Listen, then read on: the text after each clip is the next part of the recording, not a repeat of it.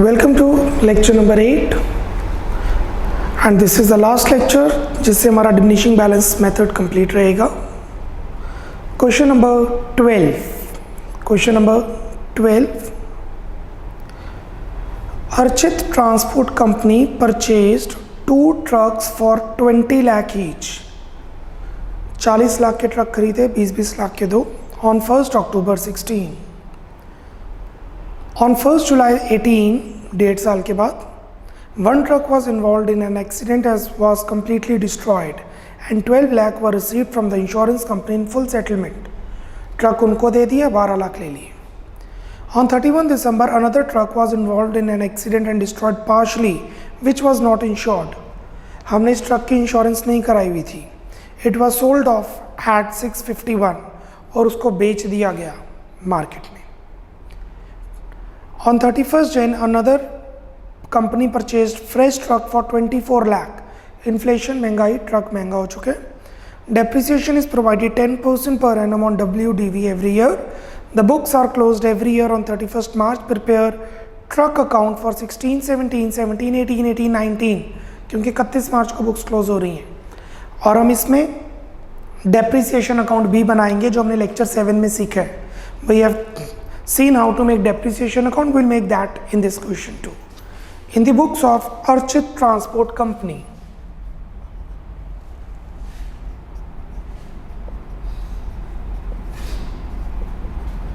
in the books of Archit Transport Company, truck account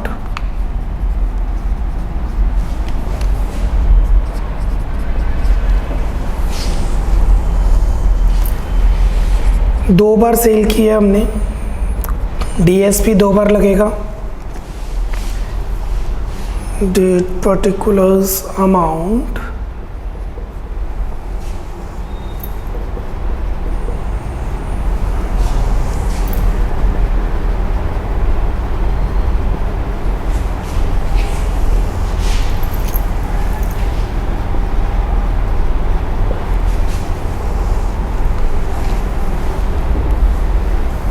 debit credit amount in rupees. 1 October 16 to bank 2 trucks खरीदे, तो मैं नाम दे देता हूं T1 T2, 20 lakh each.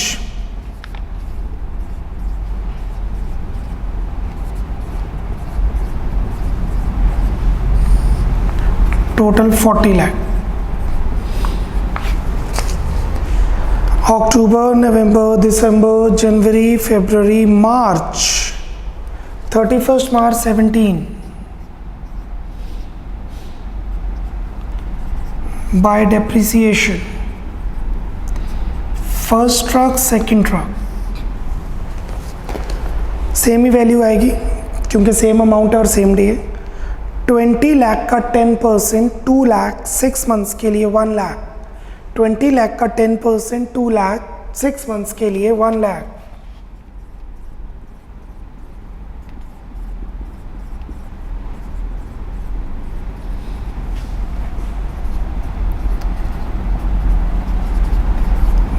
By balance carry down.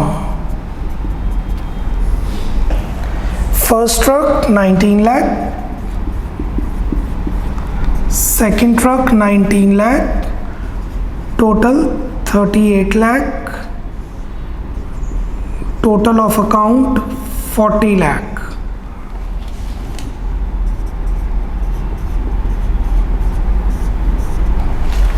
Carry down would be brought down 1st April 17 to balance brought down 1st, 2nd, 19 lakh।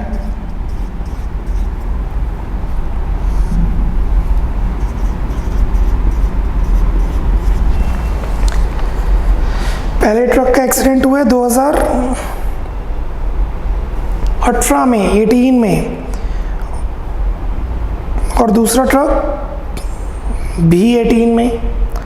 तो अभी तो हमें 17 में अप्रैल मई जून जुलाई अगस्त सितंबर अक्टूबर नवंबर दिसंबर जन फेब मार्च, हम पहुंच गए हैं 31 मार्च 18 में।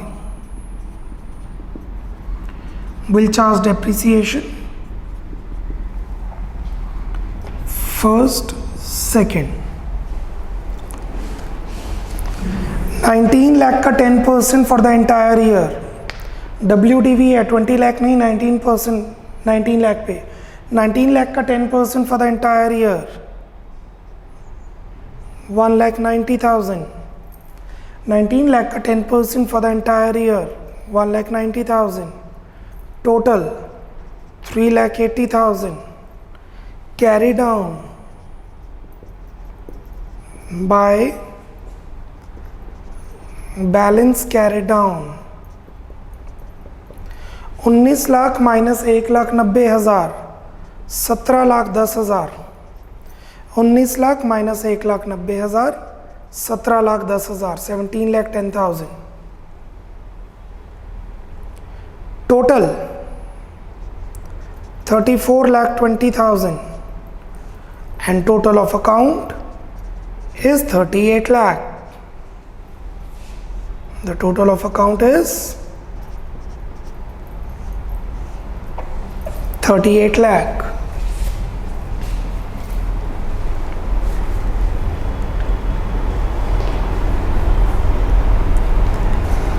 Moving on, continue कीजिए format. Date, particulars, amount, date, particulars, amount. 1 April 18 पे हम पहुंच चुके हैं। 1 April 18 to balance brought down 1st 2nd 17,10,000 17,10,000। Total 34,20,000।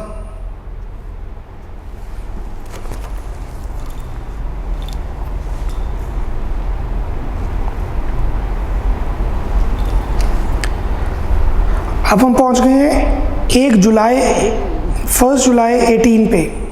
1 जुलाई 18 पहला ट्रक भेज दिया गया। 1 जुलाई 18 फर्स्ट ट्रक भेज दिया गया। बाय डेप्रिसिएशन बाय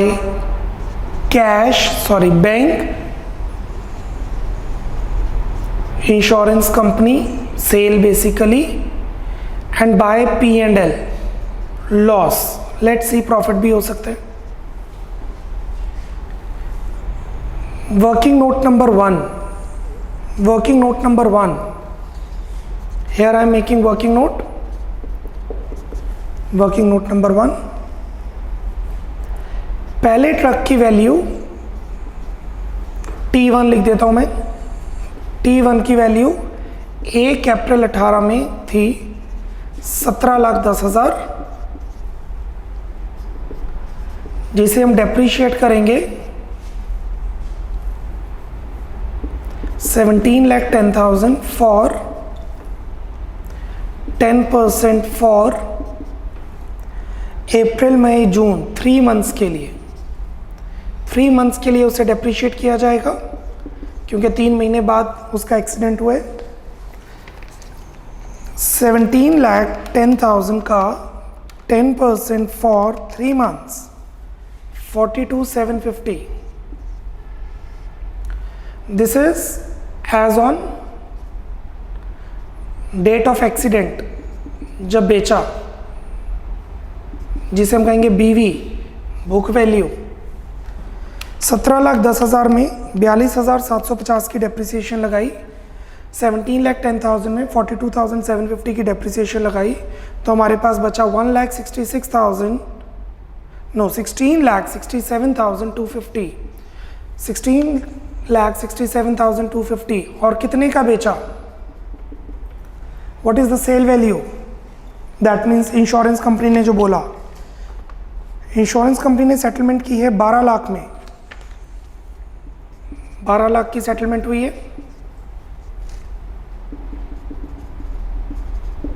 सो हमें हुआ लॉस 4,67,250 का।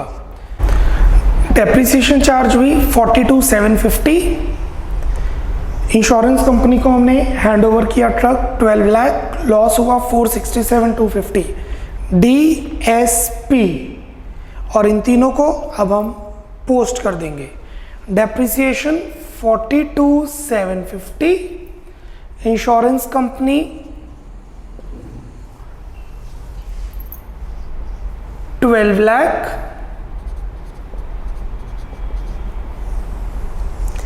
and P&L 4,67,250 DSP। चलिए 1 जुलाई तक हम पहुंच चुके हैं। अब आगे जुलाई, अगस्त, सितंबर 2 ट्रक थे, 1 ट्रक तो है, काम कर रहे हैं। अक्टूबर, नवंबर, दिसंबर में 31 दिसंबर न्यू ईयर ड्राइवर ने फिर एक्सीडेंट कर दिया और पार्शली डिस्ट्रॉय हो गया, पर हम उसको महंगा करके बेच सकते हैं। 651 में हमने बेचा है, क्योंकि इंश्योरेंस नहीं थी तो इंश्योरेंस कंपनी ने पैसे नहीं दिए। DSP again 31 December 18 by depreciation, working note 2, by bank sale बेच दिया, by P&L loss. Let's make working note number 2, T2 second truck as on 1st April 18, 17,10,000, जिस पे अब डेप्रिसिएशन लगेगी WDV 17,10,000 का 10% for April, May, June, July, August, September, October, November, December, 9 months के लिए 17,10,000 का 10% फॉर 9 मंथ्स इज 1,28,250। 17,10,000 का 10% for 9 months is 1,28,250। यार है 15,81,750 एज ऑन जब सेल की है, मतलब जिस दिन एक्सीडेंट हुआ है। ये आ गई BV बुक वैल्यू 15,81,750, और उसे हमने सेल किया, इंश्योरेंस कंपनी को नहीं दी है, सेल किया है 6 लाख हुआ। इस पे भी लॉस है 6,51,000।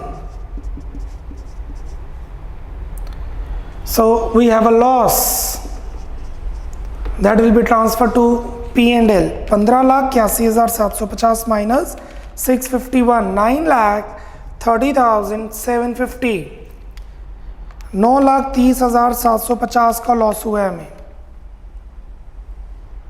अब इसको पोस्ट कर देंगे। DSP by depreciation 128,250, by bank sale 6,51,000, by P&L loss 9,30,750। Just एक बार मैं वेरीफाई कर रहा हूं, डेबिट क्रेडिट के इक्वल आना चाहिए, क्योंकि हमारे दोनों ट्रक जा चुके हैं। क्योंकि दोनों ट्रक जा चुके हैं तो इस अकाउंट में कुछ बचना ही नहीं चाहिए। जब ट्रक है ही नहीं तो अकाउंट में कैसे शो होगा? Let me verify once.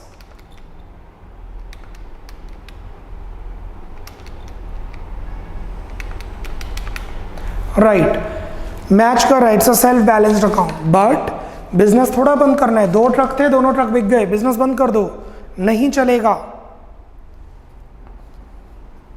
अब हमने उसी दिन नहीं, 1 महीने बाद 31 जनवरी 19 को एक नया ट्रक खरीदा। 31 जन 19 31 जनवरी 19 टू बैंक नया ट्रक खरीदा और वो ट्रक है 24 लाख का। महीना लग गया पैसे इकट्ठे करने में, क्योंकि 12 लाख इंश्योरेंस कंपनी ने दिए थे, 6 लाख का दूसरा ट्रक बेचा था, तो कुछ 18 लाख 18.5 लाख रुपए थे। अगर आप ध्यान दें 12 लाख प्लस 651 18.5 लाख थे, 24 लाख, तो 5.5 लाख इकट्ठे करने में महीना लग गया, 1 मंथ अप्रॉक्स लग गए। सो जनवरी के बाद फरवरी मार्च, 31 मार्च 19 डेप्रिसिएशन चार्ज करेंगे 24 लाख का 10% फॉर 2 मंथ्स, फरवरी एंड मार्च। जनवरी की डेप्रिसिएशन नहीं लगेगी, जनवरी की डेप्रिसिएशन नहीं लगेगी बिकॉज जनवरी में उसे बेचा जा चुका है और जनवरी में तो खरीदा है। सो फॉर 2 मंथ्स 24 लाख का 10% फॉर 2 मंथ्स इस 40,000 40,000 40,000 की डेप्रिसिएशन लगेगी।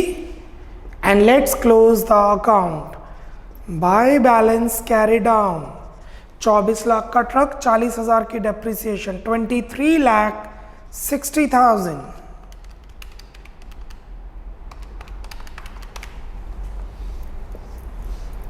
The account will match, the total of account is 58,20,000. 8 marker question it is, 8 number का क्वेश्चन है ये। I am giving you 1 minute, पूरा फोकस कीजिए, पहले पूरा क्वेश्चन पढ़िए, उसके बाद लास्ट ईयर की कैलकुलेशंस और वर्किंग नोट पे ध्यान दीजिए। ध्यान दीजिए लास्ट ईयर की कैलकुलेशंस, क्योंकि उसमें डीएसपी 2 बार लगा है और जो हमने वर्किंग नोट बनाए हैं।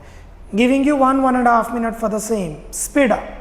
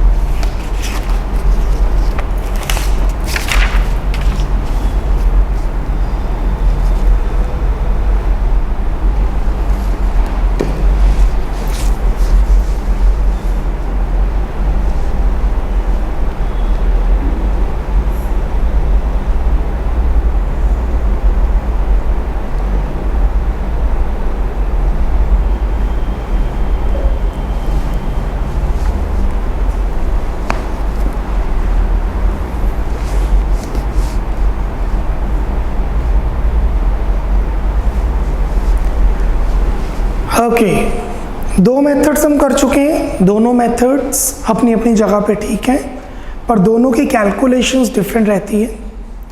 तो मैं आपको एक थ्योरी का क्वेश्चन करवाने जा रहा हूँ, दोनों मेथड्स का डिफरेंस, स्ट्रेट लाइन और डिमिनिशिंग बैलेंस का difference. Write down the question in your copy. Write down the question in your copy. distinguish between straight line method, distinguish between straight line method and written down value method full stop।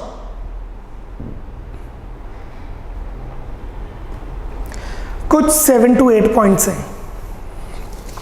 First point,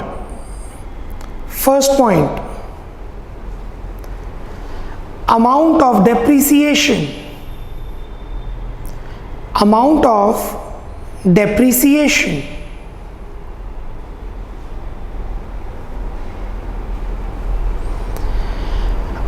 amount of depreciation remains the same.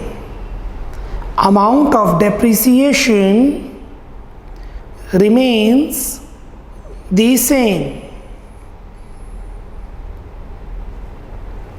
दूसरी तरफ amount of depreciation goes on decreasing every year.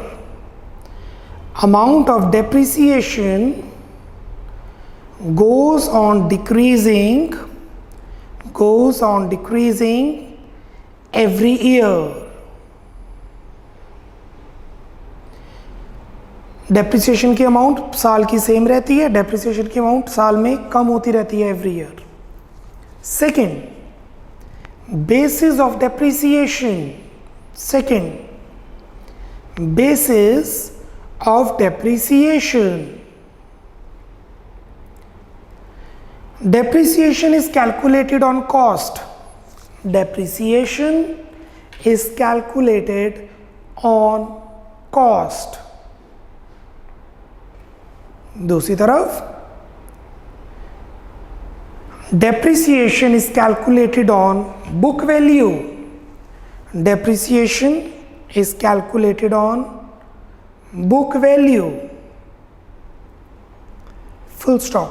जो value बच जाती है that is book value, उस पर charge करते हैं WDV में. Third rate of depreciation. Rate of depreciation.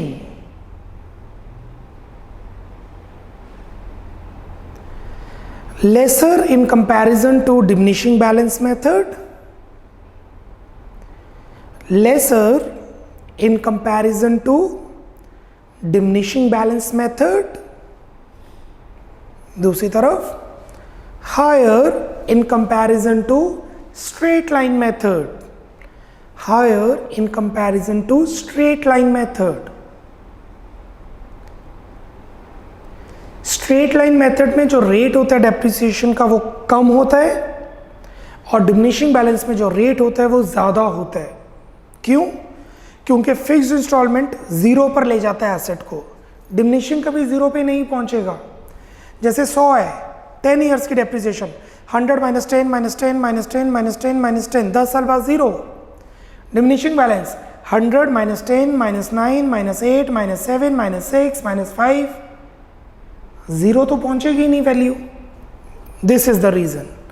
लिखिए, यही पॉइंट नंबर 4 बन जाएगा हमारा. Number 4, balance of asset. Balance of asset straight line method में book value of asset can be zero.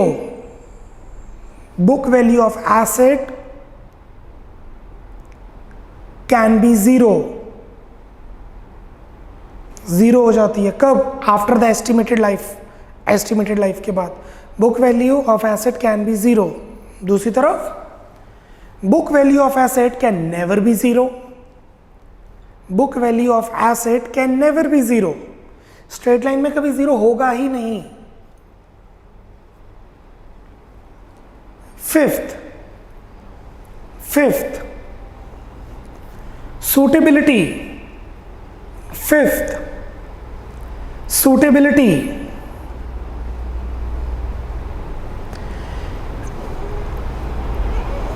It is best suitable for those assets. It is best suitable for those assets which require less repair and maintenance in future. Which will require less repair and maintenance in future. ये method हम उन assets पे लगाते हैं जो एक बार खरीदा जिसकी रिपेयर की ज़रूरत नहीं होती,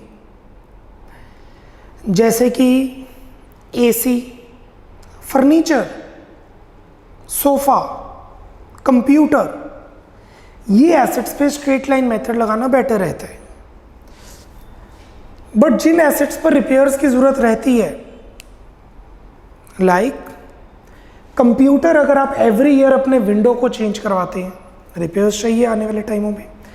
कार, ट्रक 5 साल बाद ज़्यादा रिपेयर मांगेंगे, इन केसेस में WDV मेथड बेटर रहता है। लिखिए, it is best suitable for the assets, it is best suitable for the assets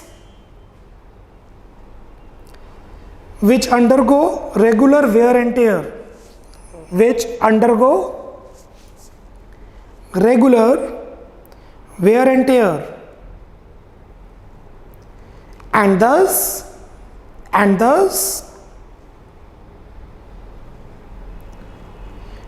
require more repair and maintenance in future, and hence require more repair and maintenance in future. Future में repair maintenance की बहुत ज़रूरत रहती है, जैसे कि car, boilers, generator etcetera.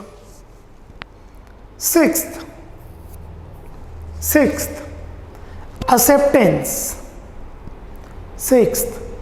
acceptance, it is not accepted for taxation purposes, it is not accepted for taxation purposes। Accounts में ये अलाउड है मेथड, तभी पढ़ रहे हैं क्योंकि अलाउड है, बट जब टैक्स पे करना होता है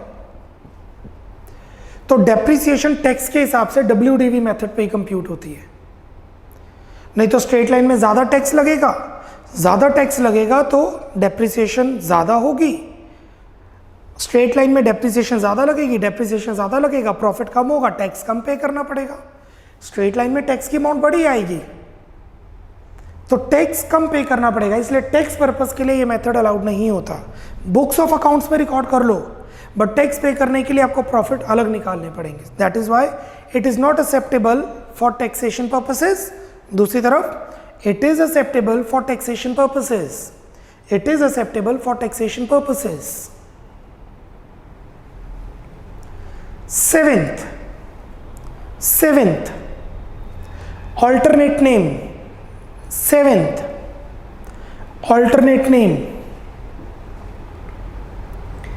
स्ट्रेट लाइन मेथड का दूसरा नाम है, लिखिए, fixed instalment method and original cost method. Straight line method का दूसरा नाम है fixed instalment method. Why fixed instalment? क्योंकि अमाउंट हर साल सेम रहती है। और original cost method. Y original cost? क्योंकि अमाउंट सेम रहती है, कॉस्ट सेम है, उसके ऊपर डेप्रिसिएशन लगती है। दूसरी तरफ ये है diminishing balance method, written down value method. इसका दूसरा नाम है written down value method. And what is written down value method? जो वैल्यू बैलेंस बचा उस पर डेप्रिसिएशन चार्ज होगी। So these are the 8 points.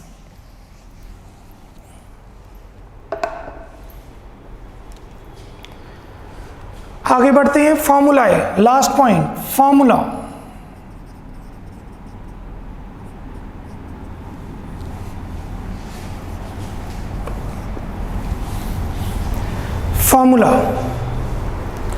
इसके अंदर फॉर्मूला होता है रेट का, annual depreciation upon cost into 100। And what is annual depreciation? Annual depreciation is equal to cost minus scrap upon number of years.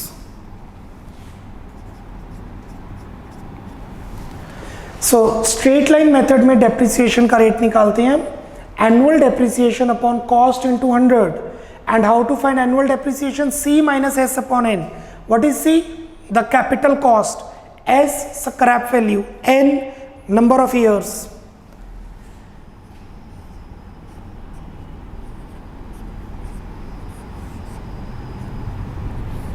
और इसके अंदर ऐसे रेट निकालते हैं। डिमिनिशिंग बैलेंस का फॉर्मूला रहता है 1 minus S minus C under root की nth unit into 100, that is in bracket. That is in bracket.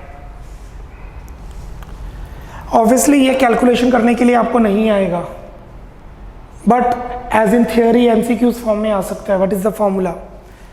S is scrap value divided by C, C is cost, दोनों को divide करके उसकी nth root, कितना जितने साल उसने काम करना है, 10 ईयर्स, 20 ईयर्स, 15 ईयर्स, 1 माइनस करके 100 से मल्टीप्लाई करेंगे तो आपको मिलेगा rate.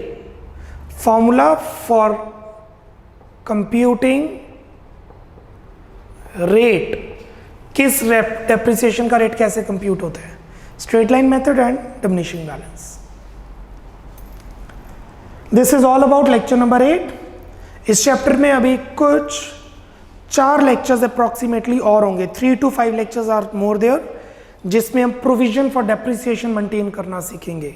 Bye bye, take care, God bless.